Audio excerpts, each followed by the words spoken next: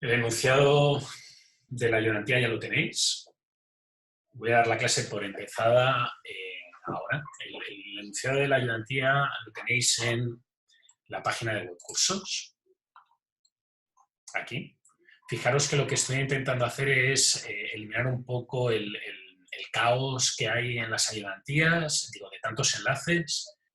Voy a intentar reestructurar la página web para que tenga una información un poco más clara o una estructura un poco más clara que la que tenía antes, que era simplemente por temas. Los enlaces, según se vayan desapareciendo, los voy a ir eliminando. Me ha dado tiempo de probar lo que pasó en la ayudantía del lunes con Quizid, así que lo veremos de nuevo el lunes y el jueves para que no haya problemas con los controles. Técnicamente, cada clase está asociada a un curso, por tanto, por ejemplo, la ayudantía de hoy es de la sección 2, pero como sabéis, he dicho que podéis ir a cualquiera de las dos ayudantías, por tanto, lo que hago es compartiros los enlaces directos, ¿vale? Si le dais a enunciado ayudantía, pues os bajará el archivo, tardará un ratito porque la cosa está un poco saturada y aquí tendréis el enunciado. ¿De acuerdo? En teoría, la idea básica de una ayudantía es ayudaros para una prueba. Así que, hola Catalina, mi intención es prepararos para lo mismo y voy a, más que entrar en decir cuáles son las respuestas a las preguntas exactas, voy a intentar analizar un poco el contexto de lo que yo os recomiendo que hagáis para prepararos o para preparar estas preguntas y contestarlas. ¿De acuerdo? Y para ello voy a hacer lo mismo que hemos hecho hasta ahora. Cierro esto. Esto lo envío para acá, que ya no lo necesito.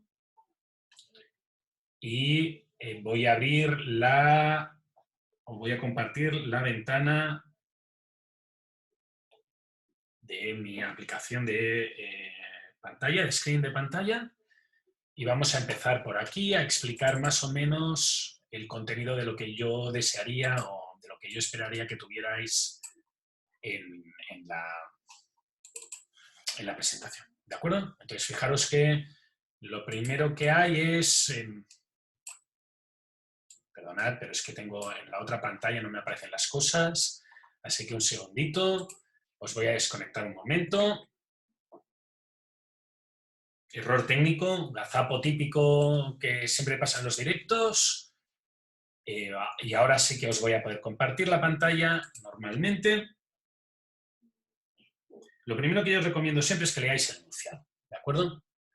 Así que vamos a empezar con ello y vamos a empezar con el ejercicio 1. El ejercicio 1 pone algo así como: la innovación y el diseño son posiblemente las características más reconocidas de Apple.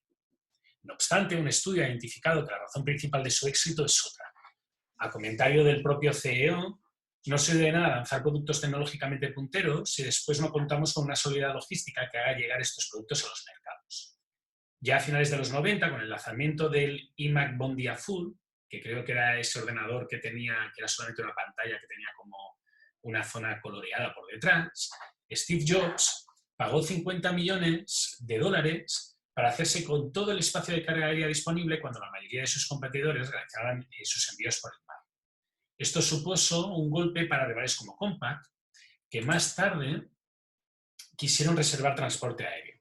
Del mismo modo, para el lanzamiento del iPhone 4 y el iPad 2, Apple compró tantos proveedores y máquinas necesarias para el ensamblaje que desbancó a otras empresas competidoras que necesitaban los mismos recursos. Otro ejemplo curioso fue el sucedido antes del lanzamiento del iPhone 4, en junio. Competidores como HTC no pudieron comprar tantas pantallas como necesitaban, ya que los fabricantes estaban demasiado ocupados satisfaciendo los pedidos de Apple. El nivel de eficiencia y control de Apple se extiende hasta el día del lanzamiento, donde las fábricas trabajan durante semanas construyendo cientos de miles de dispositivos. Al mismo tiempo, desde las tiendas de venta al por menor, pueden monitorizar la demanda de los productos y hacer ajustes en la cadena de suministro según las necesidades. ¿De acuerdo? Muy bien. Aquí hay un montón de cosas, así que voy a intentar analizarlas poco a poco. Voy a intentar analizar cómo contestaría yo a las preguntas que plantea el enunciado. Y lo primero que voy a empezar comentando es El comentario que hay al principio de la pregunta A, ¿sí? Que dice algo así como basándose en la lectura anterior. Quiero ser muy claro con esto, porque en el fondo lo que está sucediendo o lo que sucede cuando uno enfrenta este tipo de ejercicios es que tiene una tendencia a confundir lo que él tenía como preconcebido antes del curso con lo que se está explicando o con lo que pregunta el enunciado. Entonces, la preconcepción que normalmente tiene la gente de Apple o que la gente tiene respecto a Apple es que es un producto caro de alta gama. ¿Sí? Y fijaros que en todo el enunciado no se está haciendo en ningún momento referencia a eso.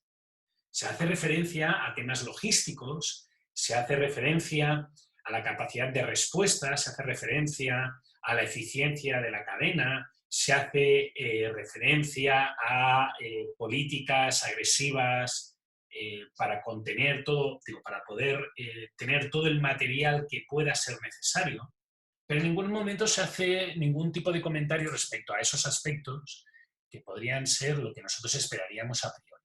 ¿Sí? Y eso es importante, porque habrá respuestas que alguno de vosotros me hubierais dado que directamente serían erróneas. Y serían erróneas porque el alumno está dejándose llevar por su preconcepción del contenido y no del enunciado que se le ha preguntado. Eso pasa con muchísima frecuencia en temas cualitativos.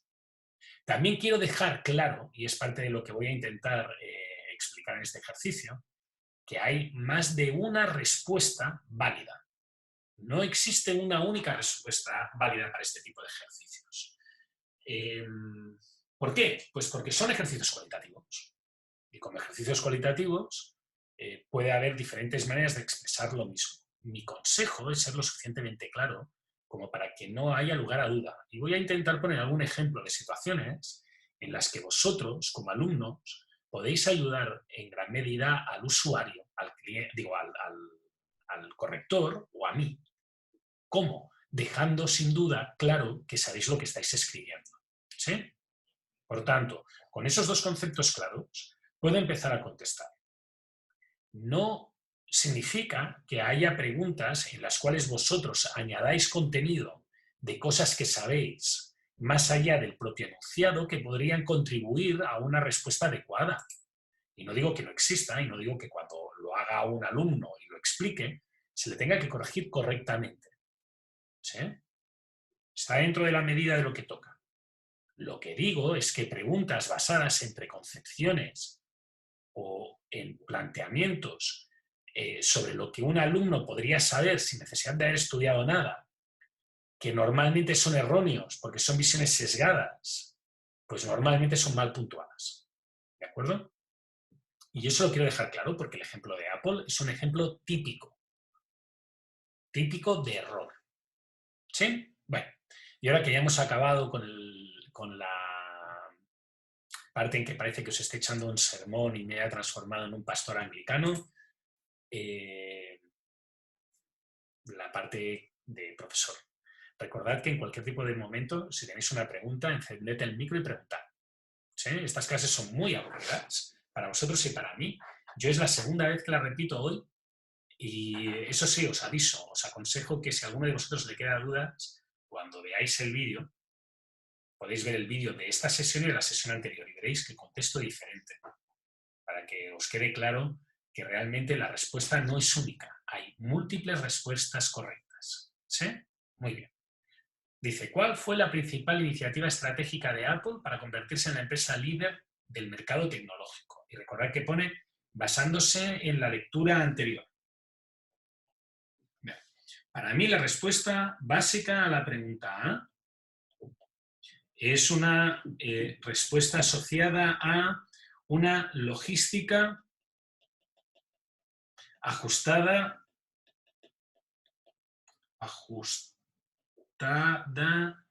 al producto entregado. ¿De acuerdo? Y ahora, perdonad, voy a intentar hacer esto un poco más pequeño. Uno de los problemas que ha pasado es que no me he dado cuenta que tenía la pantalla en grande Y eso ha hecho que me salga una cosa más chiquitita de lo que quiero. ¿Sí? ¿Qué significa una logística ajustada al producto entregado? Fijaros que esta logística incluye puntos en los cuales se hace envíos urgentes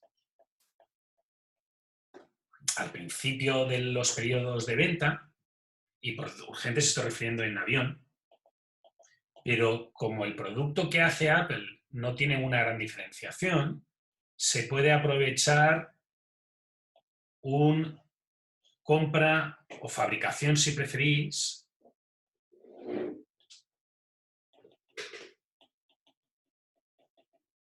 en volumen.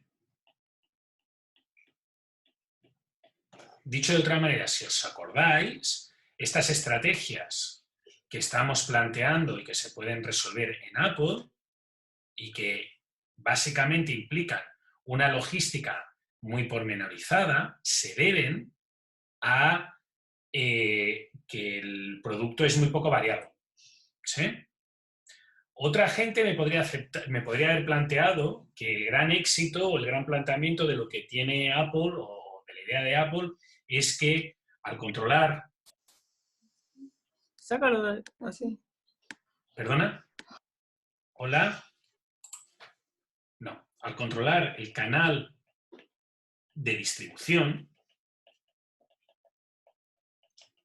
final, consigue mucha información y se puede adaptar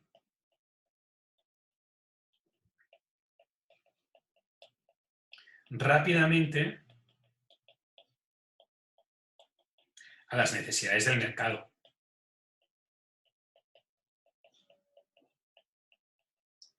Son diferentes maneras o diferentes puntos que se han visto en la clase, o en la, bueno, más que en la clase, en el enunciado.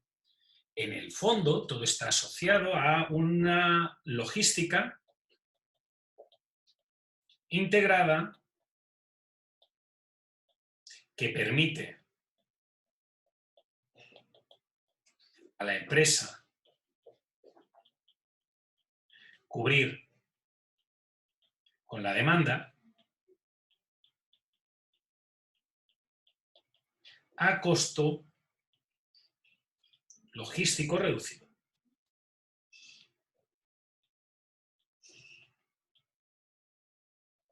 ¿De acuerdo? Estas son las cosas que se pueden contestar entre muchas otras. Creo que en la ayudantía de las 8:30 he puesto 3 planteamientos diferentes, todos enfocados exactamente a la misma idea general. Todos enfocados al planteamiento que Apple utiliza la logística como una herramienta que le permite ahorrar costos en elementos que el cliente no ve como necesarios. ¿Sí? Esa facilidad de poder trabajar como si los productos fueran productos genéricos, porque hay muy poca variedad de productos, y por lo tanto producir inventario y trabajar contra stock y solamente recurrir a métodos caros de logística en los periodos críticos que son al principio, en los cuales suceden muchas ventas, esa estrategia, esa combinación de aspectos es la que le permite después gastar dinero en otras cosas, como por ejemplo el diseño, en acabados de aluminio, en pantallas un poco más grandes de lo normal, en anuncios en la televisión, en tener locales en los sitios principales de venta del mundo, por ejemplo, en la Plaza de la Quinta Avenida, en el centro de Barcelona, en el centro de Madrid, en el centro de París. Todo ese tipo de elementos es lo que Apple puede conseguir ahorrando, entre comillas, porque no es ahorrar, es simplemente hacer de forma eficiente la logística. Y la logística se vuelve el backbone competitivo. ¿Sí? Preguntas respecto a la respuesta que he dado a la pregunta A. Profesor, Dime. Hola, Antonia. sí, hola. Cuando dice controlar el canal de distribución final, ¿significa que él hace llegar el producto al cliente o no? No. Cuando me refiero a eso es que si tú, la inmensa mayoría, no todas, pero la inmensa mayoría de las ventas que tiene Apple él es el dueño de la persona que te lo vende. En el caso de Chile, eso se transforma en un premium reseller, que no es exactamente una App Store, pero que se comporta a imagen y semejanza de una App Store. ¿Sí? No sé si has ido alguna vez a una App Store en otros sitios, fuera de Chile. En Chile no existe. ¿Una ¿No? App Store de Apple? O sea, Sí, una... una App Store es una tienda de Apple Sí, sí. en Nueva York o en San Francisco o en Barcelona. Si te fijas, es idéntico a una Mac Online o una Rave Store. En realidad es al Ujú. revés. Mac Online y Rave Store son iguales, copias de una Apple Store. ¿Y Ah, por qué? perfecto. Pues porque Apple obliga a sus vendedores finales, a todos los que llevan la etiqueta Premium Reseller, que es los que concentran la mayor cantidad de ventas, les obliga a seguir una serie de reglas. En el resto del mundo, bueno, no en el resto del mundo, en la mayoría de países, ni siquiera son premium resellers, son tiendas cuya propiedad es de Apple. Entonces, si tú has ido a la Apple de San Francisco o a la Apple de Barcelona, y te digo dos que a las que he ido yo, el dueño es Apple, no es un tercero. Entonces, fíjate que el hecho de que tú seas el dueño de la tienda implica una serie de ventajas, porque la información la tienes de primera mano. Y eso, en el fondo, lo que hace es que tienes una mayor integración en la cadena de suministro, porque tienes información del final que puedes utilizar al principio. ¿Sí? Eso es lo que yo te hubiera aceptado por este tramito que tienes por aquí como una posible respuesta válida. No hubiera aceptado respuestas genéricas en las cuales una me hubiera dicho la principal iniciativa estratégica de Apple es la logística. Le hubiera pedido que me explicara por qué. Por eso también os digo que yo soy un vago y solamente pongo esto. Pero soy un vago porque lo tengo que dejar por escrito y al ritmo al que escribo no me daría tiempo de dar toda la clase. Pero lo que yo esperaría de vosotros es una explicación de estas frases y el por qué. Y no tienen por qué ser todas las frases. Tiene que ser lo suficientemente claro como para que yo entienda todo el contenido. ¿Sí? Voy a intentar poner un ejemplo de una respuesta que es relativamente válida o que es válida, pero que requeriría de una explicación superior. ¿Sí? Una de las respuestas que yo tendría que haber aceptado como válida y que aceptaría como válida es que Apple ha realizado un proceso de reingeniería para replantear su producto junto a su cadena de suministro.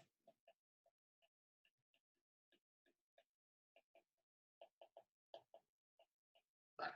Y ahora, fijaros que alguien me podría haber contestado solamente Apple ha realizado un proceso de reingeniería en su producto. Y yo esa pregunta se la daría por errónea. Os daría la pregunta por correcta con un planteamiento completo o con un planteamiento de qué significa reingeniería.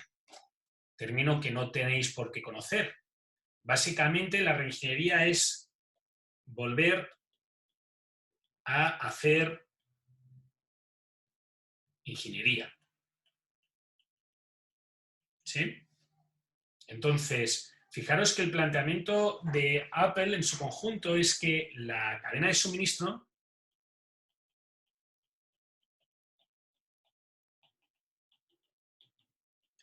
y la ingeniería de producto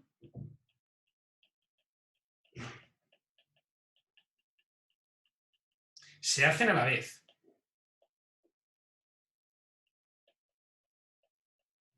Y por eso hay frases en las que comenta que se pidieron más pantallas o se pidieron tantas pantallas que al final los competidores pues no tenían pantallas disponibles.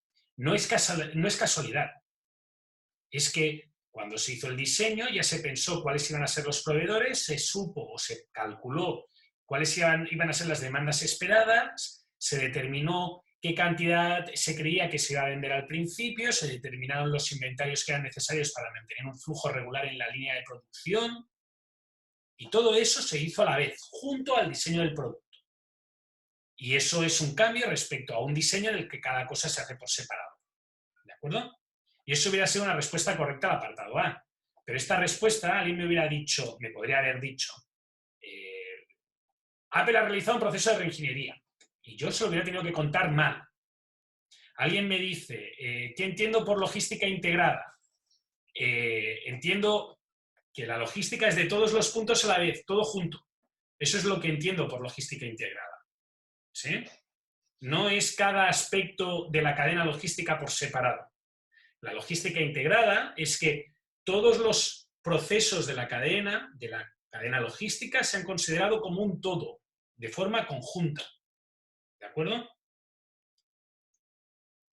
¿Ha quedado claro? ¿Sí? ¿Preguntas? ¿No? Vale. Pues si no ha quedado ninguna duda... Profe, Dime. es que no sé si toma en cuenta en su respuesta el hecho de que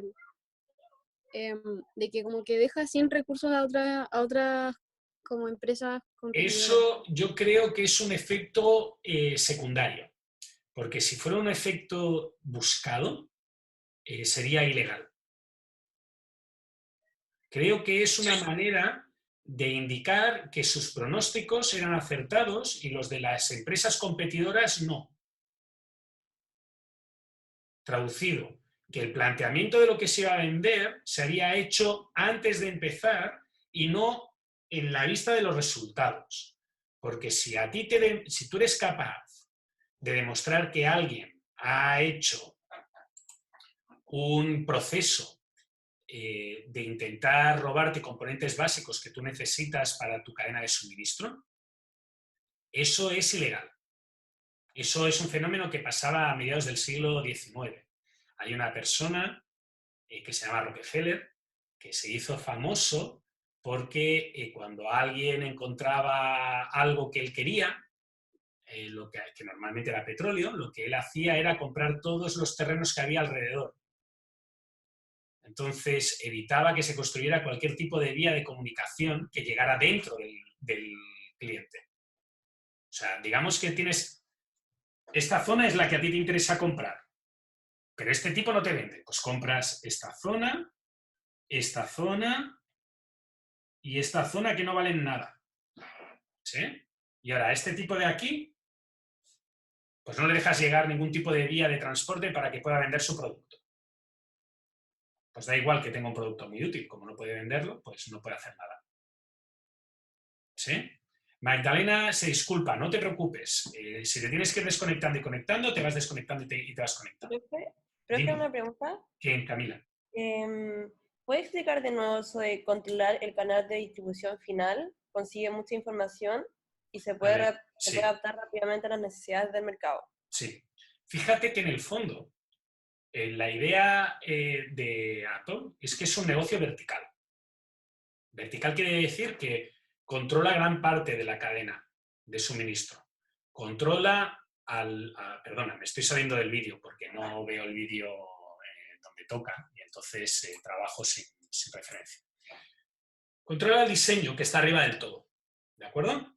Entonces, como controla el diseño, no controla al fabricante, pero como representa un volumen tan importante de la demanda del fabricante, es como si controlaras al fabricante. El fabricante no, si tú dejas de comprarle, se hunde.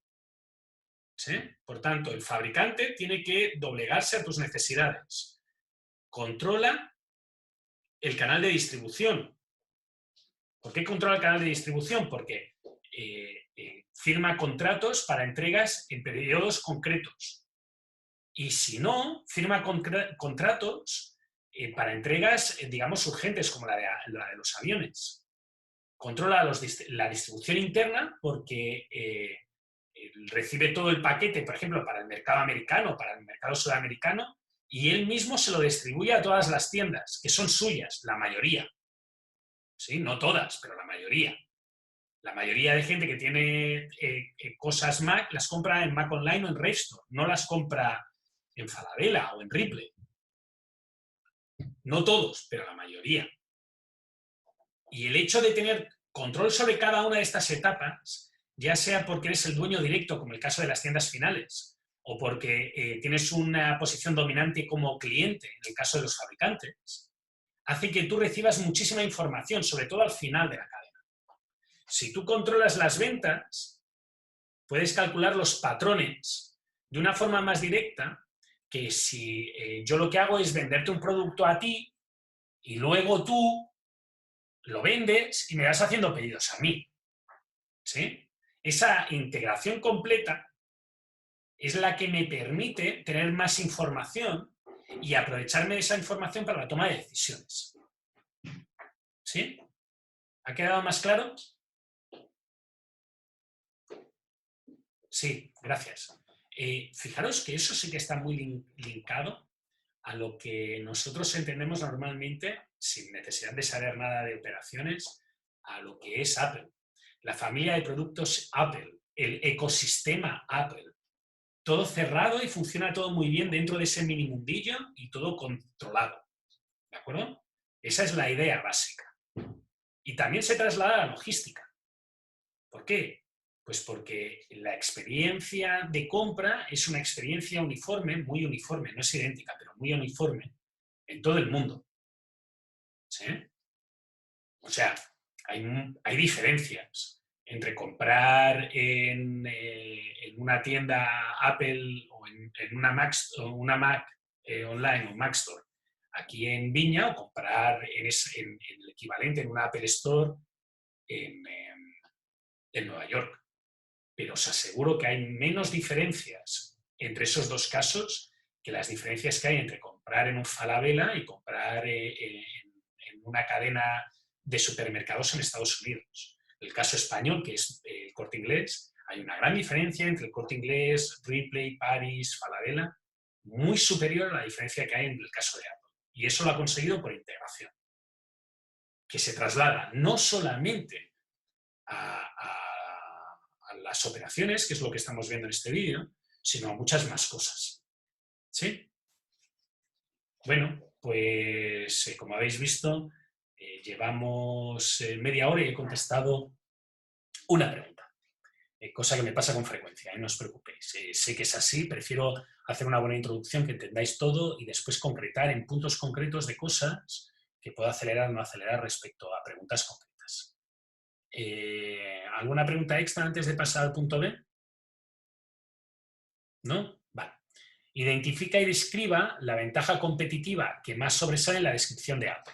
Está claro que la ventaja competitiva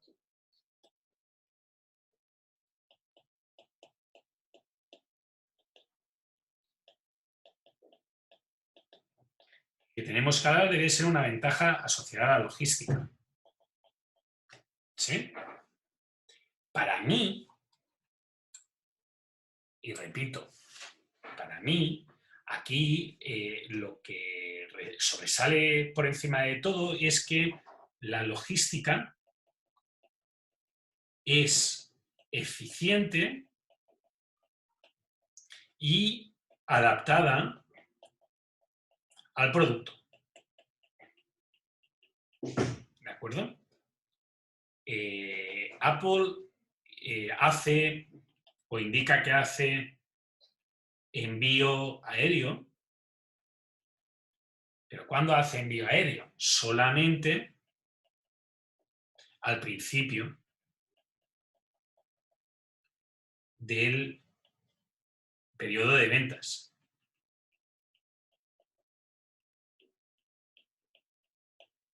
En todo el resto del periodo es un sistema build to stock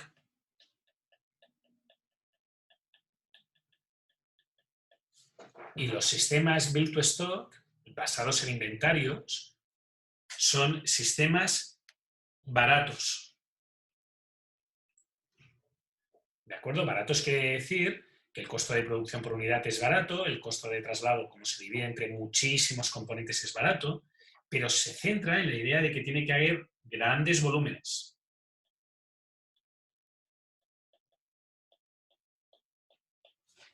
¿Cierto? Si no hay grandes volúmenes, este tipo de proceso no va a ser válido. La gracia de Apple, en este sentido, es haber sido capaz de crear un producto con una imagen de marca en la cual se considera producto elitista y en realidad ofrecer un producto generalista. ¿Sí? Y entiendo por generalista que es para la gran masa. Cubre las necesidades de la gran masa. Y eso no es negativo. Simplemente quiere decir que no es un producto único. Y una de las cosas que más me sorprendió cuando llegué a Chile es la cantidad de iPhones que tenían mis alumnos. En España, los iPhones, como mínimo en el 2014, no eran tan frecuentes. Y llegué aquí y yo diría que el producto exclusivo era tener un Android, porque el 80% de la gente en el 2014 de mis alumnos tenía un iPhone. ¿Sí? Muy bien. Otra respuesta válida que se podría haber creado o que se podría dar respecto al enunciado que tenéis es que, también asociada a la logística, pero un poco distinta en el planteamiento, es que Apple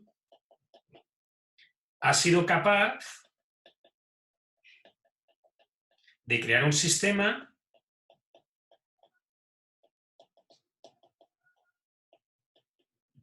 logístico que satisface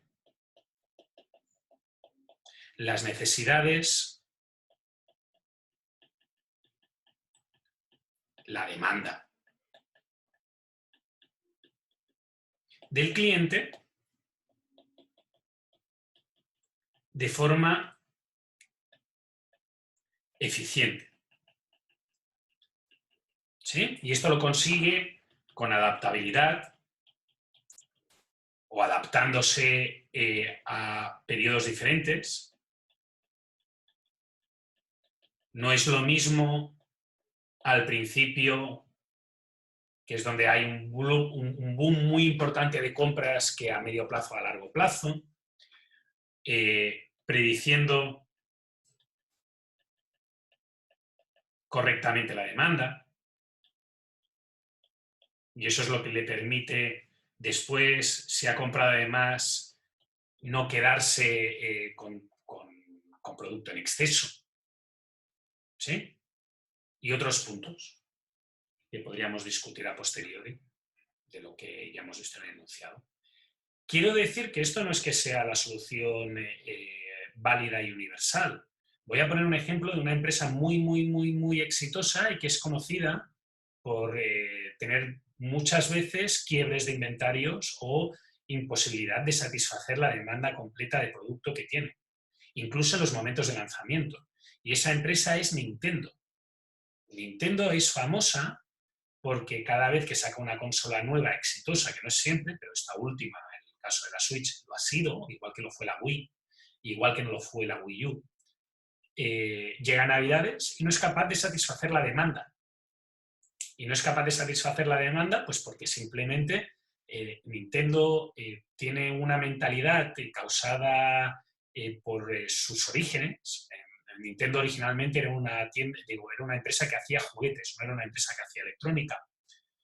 Tenía una mentalidad en la cual, debido a una crisis que hubo, creo que a finales de los 70, a principios de los 80, se comió mucho volumen de producto por tener sobrecapacidad, y ahora ha quedado clavado dentro de la conciencia de la empresa que es mejor que un cliente no tenga producto y se espere que no tener sobrecapacidad de producción. Y Nintendo lo lleva haciendo mucho tiempo. Es algo que es inherente. También es cierto que Nintendo tiene una imagen de ella misma que dice que sus productos no son consolas, no son equivalentes o sustituibles por otros productos. En el caso de Apple, mira, si te dicen que tienes que esperarte 4 meses por un celular nuevo y tienes el celular roto, te compras otro celular. Punto. En el caso de Nintendo, la visión de Nintendo es que si alguien quiere comprarse una Switch y no la encuentra en Navidades, no se va a comprar ni una Play 4 ni una Xbox One. Se va a esperar a que haya una Switch. Y yo no digo que sea correcto o incorrecta esa visión. Yo lo único que digo es que es la visión que tiene Nintendo. ¿De acuerdo? Y como visión que tiene Nintendo, es su forma de competir y su forma de adaptarse y de establecerse. ¿Sí? El caso de Apple, bueno, pues es un caso relativamente paradigmático y por eso lo usamos mucho más en clase que en el caso de Nintendo, porque no todo el mundo conoce tanto a Nintendo como conoce a Apple. Yo creo que todo el mundo conoce a Apple. Si hay alguien que ha vivido, no sé, 25 años en no sé, Botsuana, sin contacto con la tecnología, pues entonces tendrá un problema para entender esta explicación. Pero yo creo que todos los aquí presentes tienen un cierto contacto y por eso utilizamos ese ejemplo. No lo utilizamos por nada más, lo utilizamos porque es lo que creemos nosotros que queda más claro del tema. ¿Sí? Entonces, fijaros que las respuestas que yo considero correctas del apartado B, y os recomiendo que miréis las que yo puse en la otra clase y veréis que hay algunas diferencias, están asociadas a consideración logística y a una logística basada en ser capaz de satisfacer las demandas del cliente de la forma más ajustada posible. ¿Sí? ¿Dudas? Profe, una consulta. Dime, Tomás. El build to stock al final es, por lo que entendí, era producir y dejar un inventario para después satisfacer la demanda, algo así. Make to stock es que tú siempre estás produciendo. Y entonces viene el cliente y te quita. Por ejemplo, un caso de make to stock claro es una panadería. La panadería, al principio de la mañana, saca una tirada de pan y después se pone a hacer otra tirada de pan, que puede ser que esté como a las 4. ¿Sí? Y da igual cuánto pan venda. Va a hacer la misma cantidad de pan a las 9 o para tenerlo a las 9 y la misma cantidad de pan para tenerlo a las 4. ¿Cierto? Ya. Entonces tú vas produciendo y el cliente consume, pero tú no produces para un cliente concreto, produces en volumen y después llega el cliente y lo retira. ¿Sí? Ya, perfecto. Fíjate que eso es muy diferente a la idea de build to order. Build to order en una panadería es el equivalente a cuando alguno de vosotros va con su familia al panadero local de toda la vida y le dice, quiero una torta porque hoy es el cumpleaños de mi abuelita. ¿Sí? Y bueno, en realidad no vas ese mismo día, a lo mejor vas con un día de antelación o 2 días de antelación, porque a tu abuelita le gusta una torta muy concreta que hay que hacer bajo pedido. ¿Sí? Eso es build to order. ¿Ha quedado claro? Disculpe. Dime, Sergio. Lo que pasa es que usted dice que, que Apple tiene Make to Stock, ¿cierto? Sí, hace inventario, almacena. Claro, que lo que pasa es que igual tengo una duda, porque por ejemplo, si yo meto la página ahora, Mac Online, que es la que veré en Chile, sí. Yo puedo elegir como la configuración de un MacBook Pro, por ejemplo. Sí, ¿cuántas versiones puedes hacer? ¿La combinatoria completa de cuánto es? O sea, yo creo que una combinatoria será como una 10 opciones, yo creo. Porque 10 en el en fondo total. como procesador, disco duro, memoria RAM, como eso. Vale, multiplica, ¿qué son? 2 colores, 2 pantallas, claro. 2 discos duros, 2 RAM, 2x2x2x2, 16. ¿Sí? Claro. Ahora entra sí. en D. No lo hagas delante mío, sí, me y multiplica. Sí, me iría también a él. Bueno, claro, pues hay mucho más. métete a Dell y coge un Optiplex y mira todas las cosas que puedes hacer en un Optiplex. Claro. Y ya verás que salen muchas más opciones de disco, muchas más opciones. Para empezar, puedes poner 2 discos, no 1, en la mayoría. Puedes poner muchas más opciones de RAM. Puedes poner el sistema operativo o no poner el sistema operativo. Ya solamente por eso. ¿Sí? Claro. Y entonces, claro, tú multiplicas y te puedo dar un ejemplo que es el que se acostumbra a dar en el mundo de la automoción. Renault el Renault que más se ha vendido en el mundo es el R18, el Renault 18. Se vendió durante 20 años y se produjeron algo así como 2 o 3 millones de Renault 18 en total. Creo. Ahora, eso de los 2 o 3 millones creo que era un poco más. Cuando cerró la fábrica, salió el último auto, el presidente de Renault dijo: podríamos haber hecho un Renault diferente para cada uno de los clientes de Renault 18 que hemos tenido. Uno diferente para cada uno, y aún no hubiéramos hecho ni un 10% de toda la variedad de modelos que hemos hecho en estos 20 años. ¿Por qué? Opciones de motorización. ¿Cuántos motores diferentes puedes poner en un coche? Diésel, gasolina. 5 asientos, 4 asientos. Digo, perdona. 2 puertas, 5 puertas. Acabados, tapizados, colores. Multiplica, multiplica, multiplica. Y eso es exponencial. ¿Sabes? La diferencia empieza a ser así. Entonces, ¿qué hace Dell? ¿O qué hace, por ejemplo, PC Factory? Pues no compra ordenadores completos, apenas compra ordenadores completos. Lo que compra son piezas. Claro. Y después los monta. ¿Sí? De ahí la gran variabilidad de producto que puede hacer. Pero tiene que transformar el producto aquí y montarlo aquí. No como Apple, que como tiene, yo qué sé, 15 variantes, pues sí, te puedes encontrar problemas. Yo, por ejemplo, en la oficina, ahora no podéis venir, pero cuando vengáis a verme a mi oficina en Viña, A215, veréis que tengo un iMac Pro. Bueno, pues el iMac Pro que yo tengo era el último que quedaba en Chile, con las características que yo quería. Pero era ese u otro. ¿Sabes? No es que no hubiera mucho más, yo no podía escoger. ¿Sí?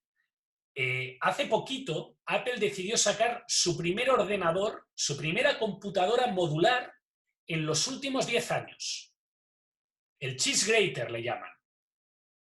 Si vais a la oficina de Cedric Little, Little tiene el último ordenador modular que sacaron, también llamado The Garbage Bin, la caja negra redonda.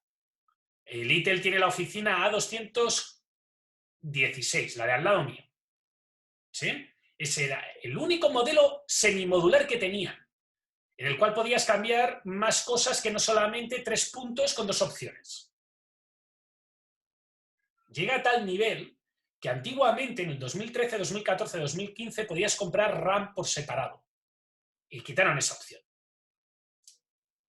¿Sí?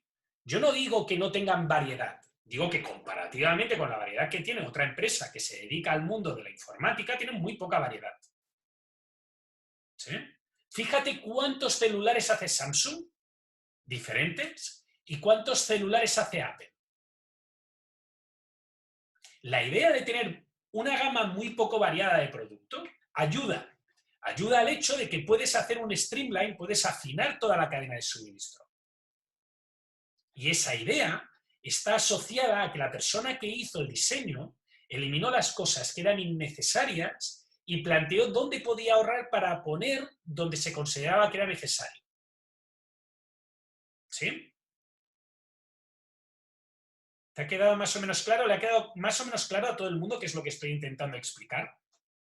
Claro, No o sea, es entiendo que, por ejemplo, si yo tengo mucha opción donde elegir, ahí sería, obviamente, lo mandan a hacer, digamos, pero si ya hay cierta cantidad de opciones limitadas, entre comillas, ahí sería como hacer para el stock solamente. Exactamente.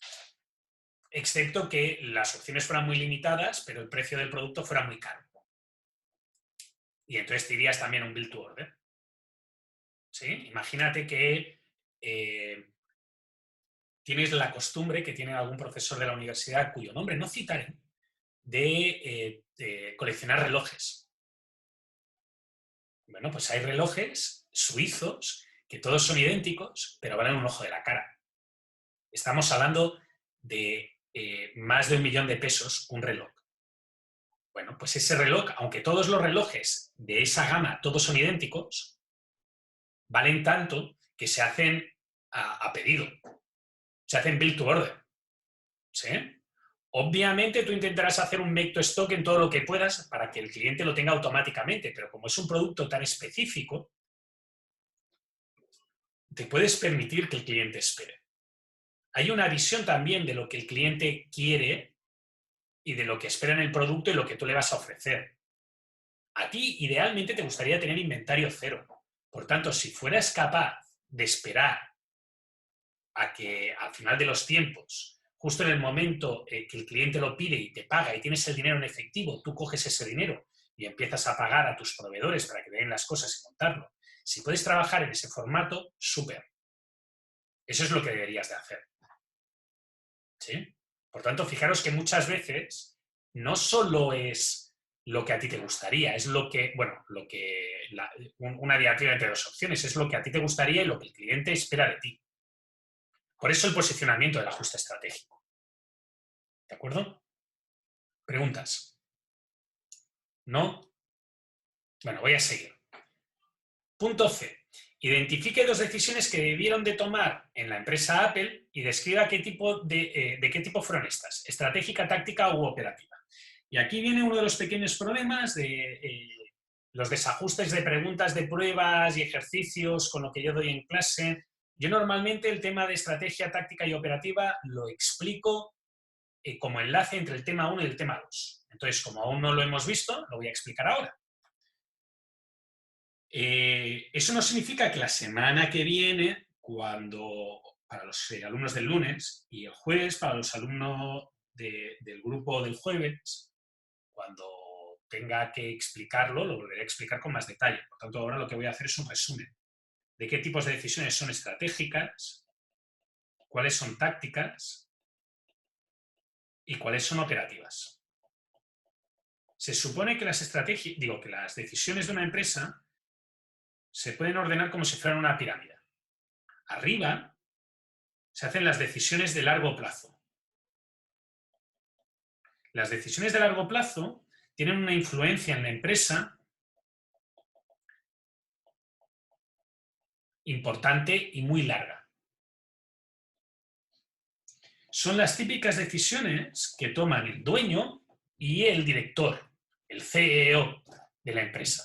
Son decisiones que si uno las pifia, cuesta mucho volver atrás. Por ejemplo, en el caso que hemos visto, en este problema concreto, en el ejercicio que hemos visto, la idea de que Apple haga un modelo de integración incluyendo el vendedor final,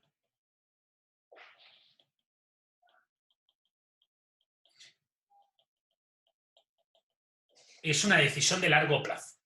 Y las decisiones de largo plazo son lo que se denominan decisiones estratégicas.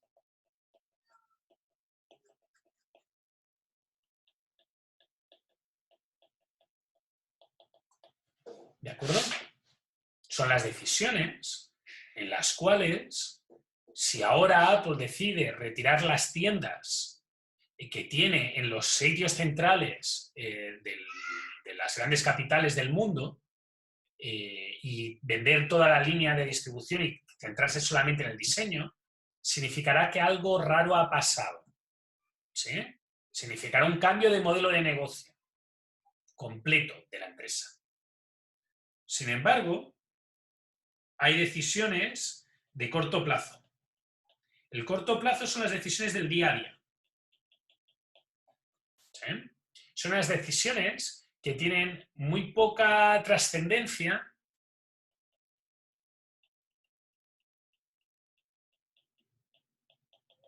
a futuro. Por ejemplo, en el caso de decidir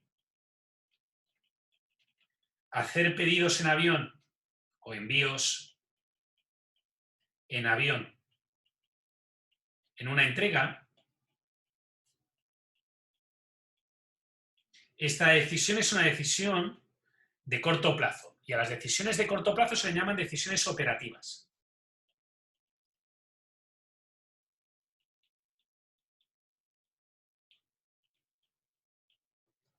¿De acuerdo? Entre medio de la decisión estratégica y la decisión operativa, hay, lógicamente, las decisiones tácticas, porque es el nombre que me falta. Y para aquellos que crean que la gente de operaciones, de gestión de operaciones, de administración de operaciones, tenemos muchísima inventiva, pues si arriba está el largo plazo y abajo está el corto plazo, en medio está el medio plazo. Sorpresa. El medio plazo son decisiones que normalmente influyen entre unas semanas y un año. Generalmente es el tipo de decisión que toma un ingeniero. ¿De acuerdo? Yo lo que os tendría que preparar básicamente son para decisiones tácticas y operativas. Si alguno de vosotros es el dueño de el hijo del jefe de una gran empresa o triunfa en la vida y se vuelve multimillonario, que me llame, por favor, y que me suelte un poco de calderilla. Me encanta el dinero. La mayoría no tomaréis decisiones estratégicas, excepto que decidáis emprender y os vaya bien. La inmensa mayoría de nosotros haremos decisiones de tipo táctico y operativo. ¿Sí?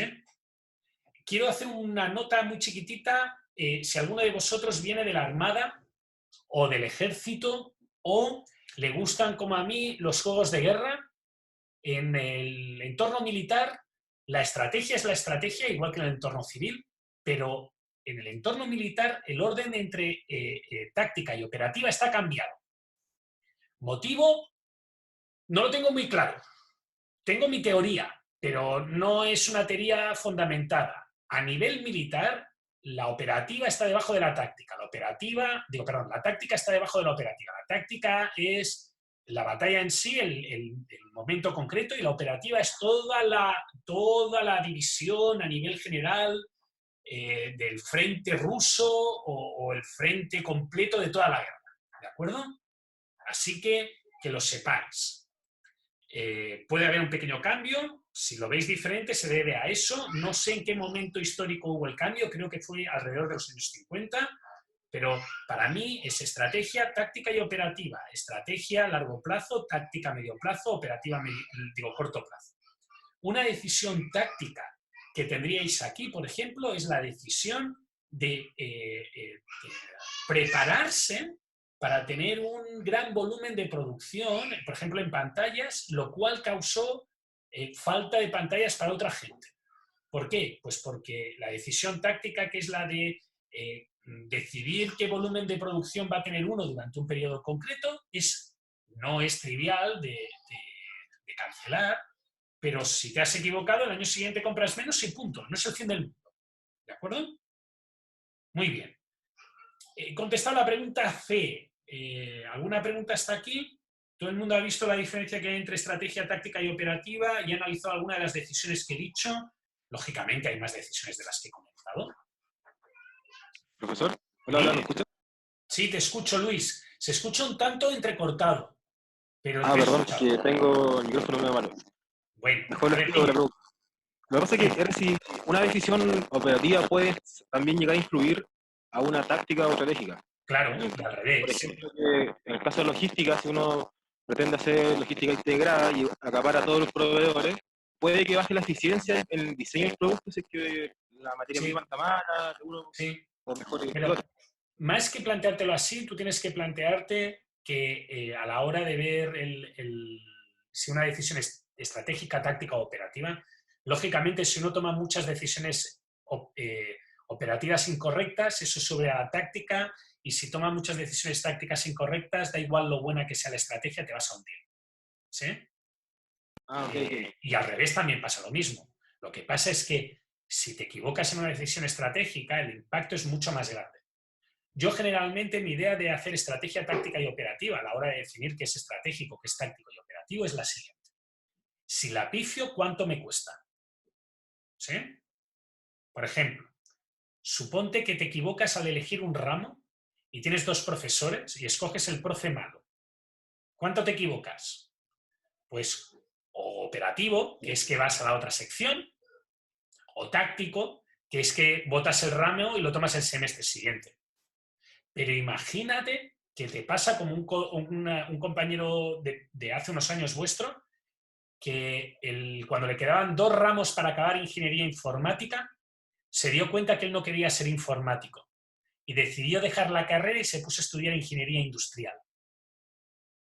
5 años de su vida estudiando algo que no le gusta.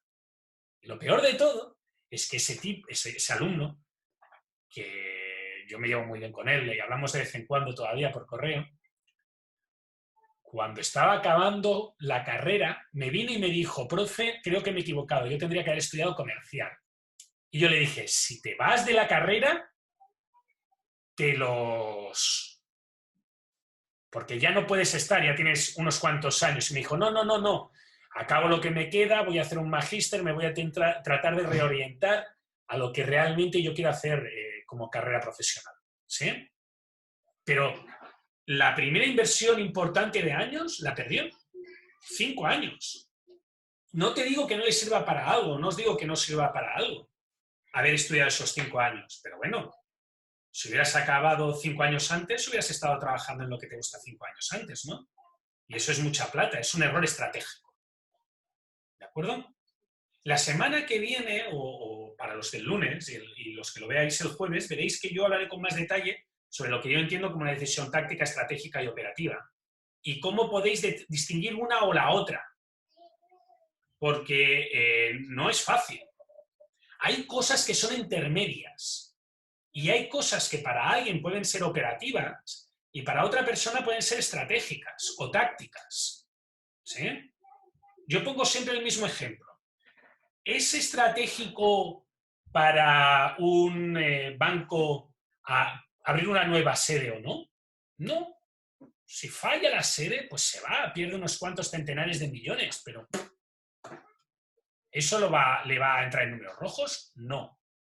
Sin embargo, para una persona normal, comprar una vivienda y equivocarse e irse a un sitio donde no quiere ir a vivir o que se le caiga a la vivienda por un terremoto, eso es el fin de los tiempos. Eso es una decisión estratégica. Por tanto, las mismas decisiones no tienen por qué ser estratégicas para todo el mundo. ¿De acuerdo? ¿Preguntas? ¿Ha quedado claro?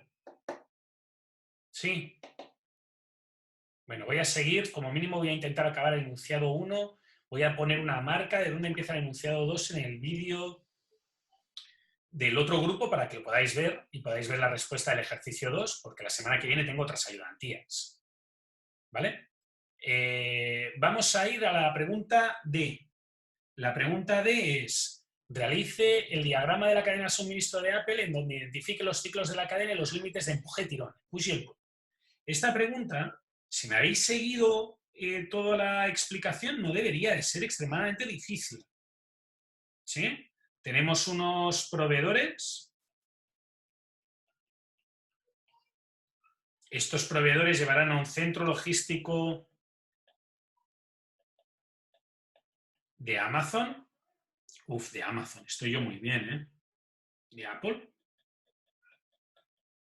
¿Por qué digo un centro logístico? Porque lo que tiene lógica es que tira todo el mundo de golpe. O sea, yo no creo que cada tienda de Mac Online individualmente pida a Apple o a las fábricas. Yo creo que todas las tiendas de Mac Online piden conjuntamente, reciben conjuntamente y redistribuyen a cada una de las tiendas, a los minoristas.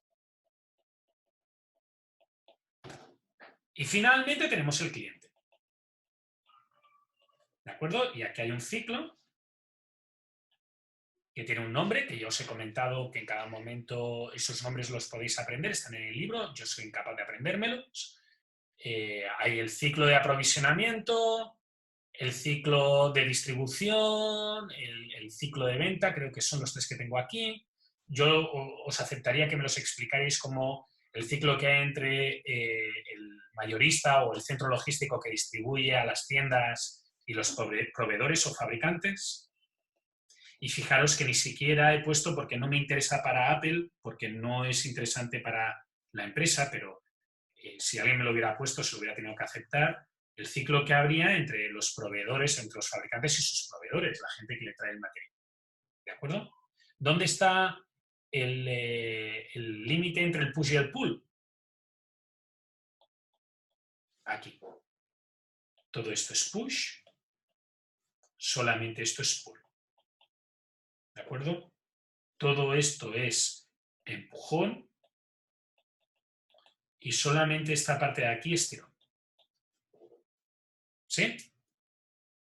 Fijaros que la respuesta parece que de la pregunta A, B y C haya sido extremadamente larga. No es verdad. La respuesta de la pregunta B y C es porque he explicado muchas más cosas alrededor de solamente la respuesta que vosotros tendríais que haber dado.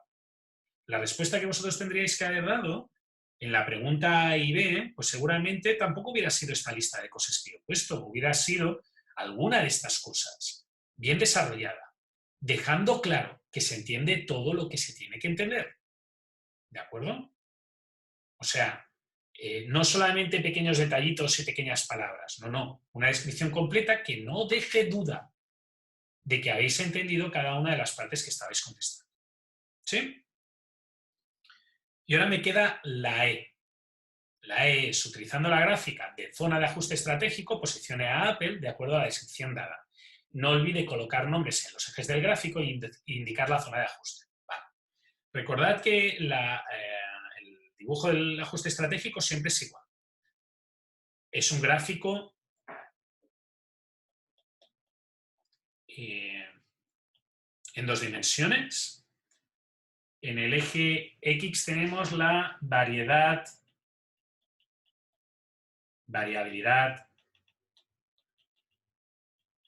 de producto.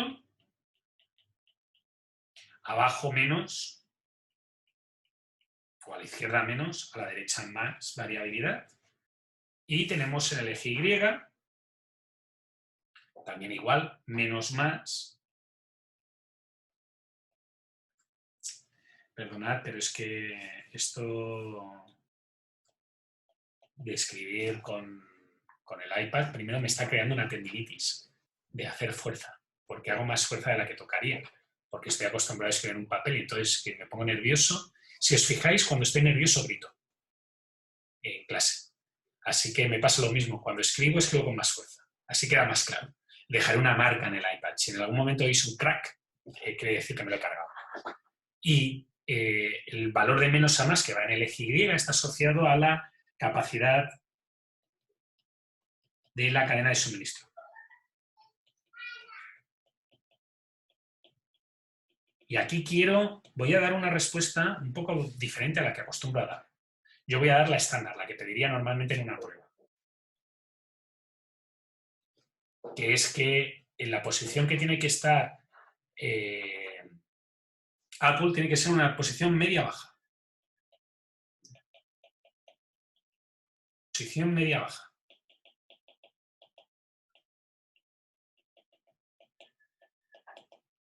¿De acuerdo? Y esa es la respuesta clásica y válida, que ya hemos visto en clase. Pero claro, ese ejemplo no lo utilizábamos hasta que pusimos esta prueba, para que no me dijeran que lo único que hacíamos era preguntar de rodillo o de carrerilla o que memorizarais las posiciones de algunas empresas. Pero podría ser que alguien hubiera puesto esto. Y yo se lo hubiera contado mal. Solamente se lo hubiera contado bien si hubiera añadido que aquí pone Apple periodo inicial de lanzamiento de producto. ¿Por qué? Porque en los periodos iniciales de lanzamiento de producto, Apple acepta utilizar opciones más caras a cambio de poder entregar su producto. Su objetivo básico es cubrir toda la demanda. ¿Sí? Aunque haya una cola enorme, que siempre haya producto.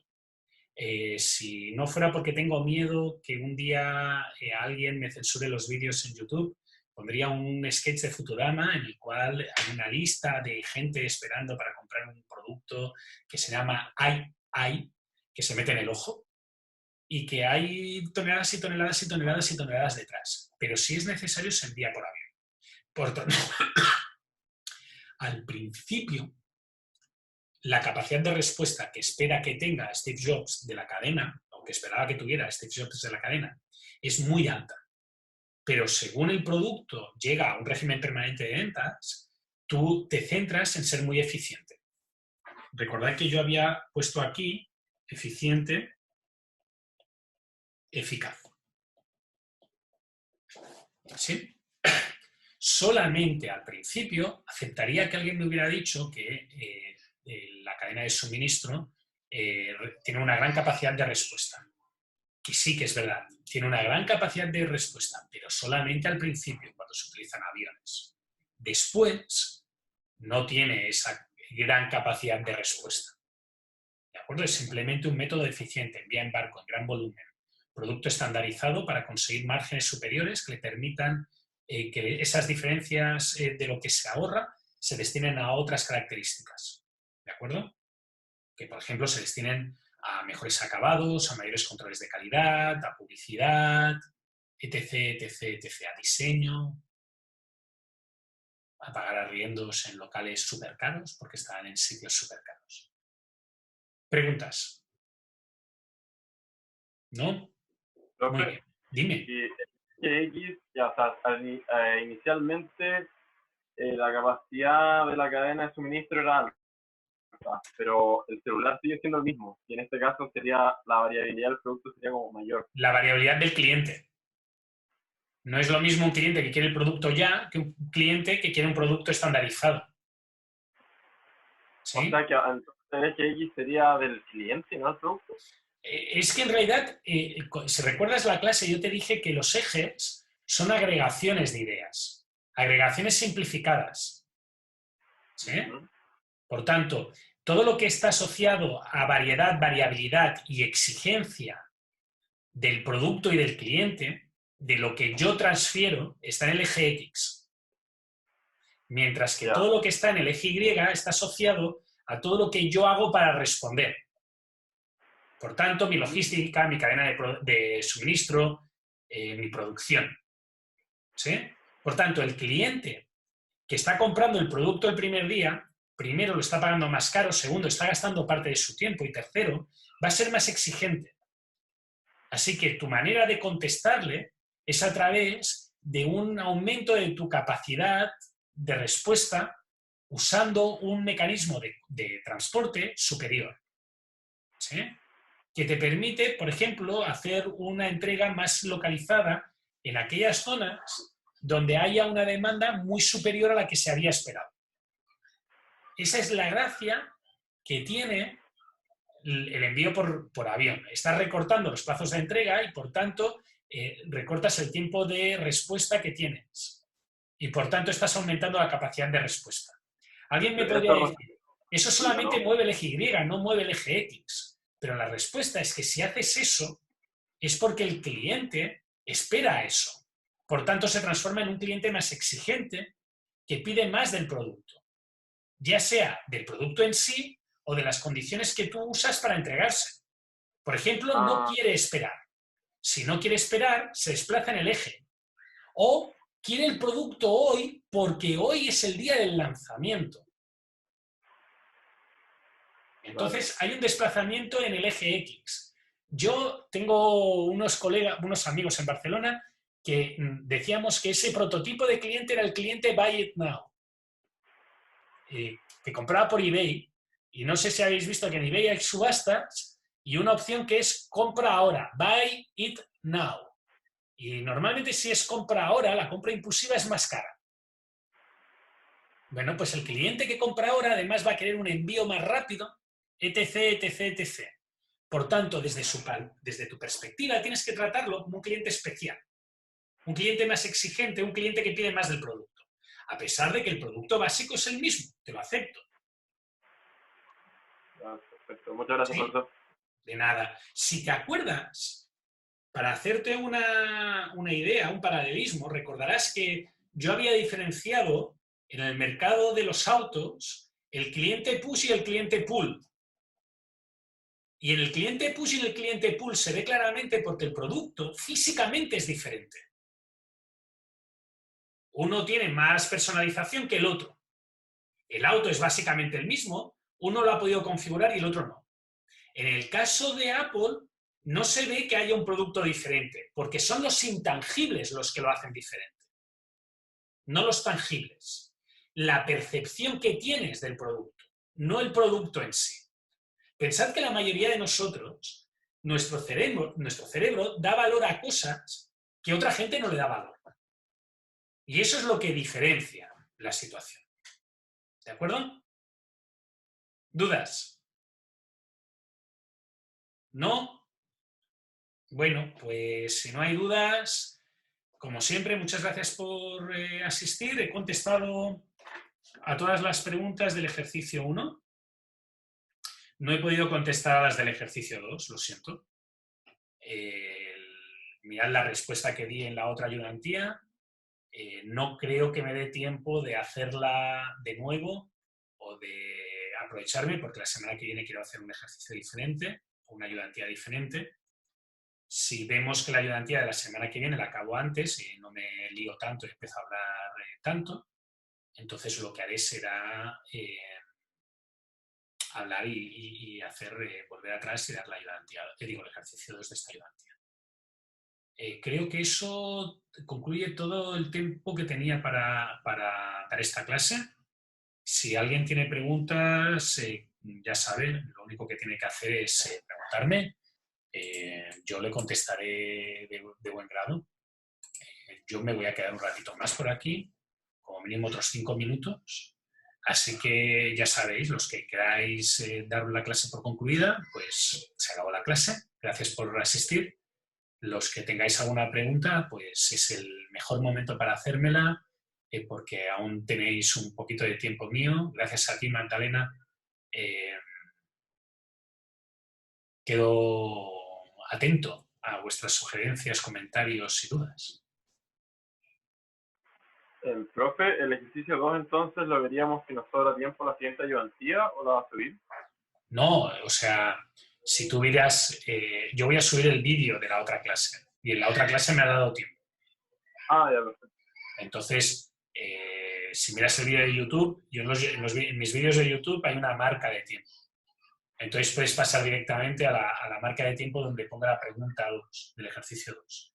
Y si no la he puesto en la marca de tiempo, pues tiras hacia la derecha hasta que la encuentres, porque no es una clase muy larga, es como 1:10 como esta, y lo miras. ¿De acuerdo? Ya, gracias, profe. Chao, chao. Y si me da tiempo, pues lo haré. Obviamente, la semana que viene, si me da tiempo, pues lo haré. No tengo ningún problema. ¿Más preguntas? Profe, ¿cuándo va a hacer la clase dedicada al COVID-19? ¿Sería en horario especial? Dejadme comentarlo el jueves con mis colegas. ¿De acuerdo? Me lo apunto.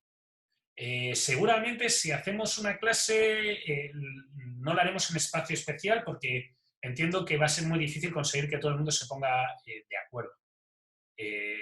Hablaré con los colegas de si vale la pena que hagamos algún tipo de comentario genérico y qué queremos enfocar o qué queremos explicar en ese comentario. Gracias por la sugerencia, Luis, y como digo, vale la pena. Yo creo que es curioso, es un mundo curioso. Más preguntas. Y si no, Luis, no te preocupes. Si no acabamos haciéndola, me escribes un correo electrónico y quedamos un día, hacemos una charla por Zoom para todo el mundo que esté interesado. ¿Más dudas? ¿No? Pues bueno, creo que eso es todo. Voy a dar por concluida la clase.